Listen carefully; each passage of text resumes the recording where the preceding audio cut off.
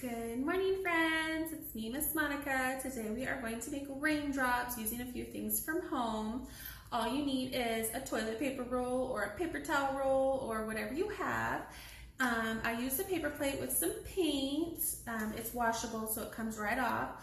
I'm going to show you how to do it on a piece of paper. So I have a piece of paper here and on my window because it looks really cute on your window too. So what you do is you pinch the end of your toilet paper roll, just the one end, so it looks like a little teardrop. Do you see it? A little teardrop? And then you just dunk it in the paint, like so. And the kids get to stamp it on their paper, like this. Like little raindrops. Okay?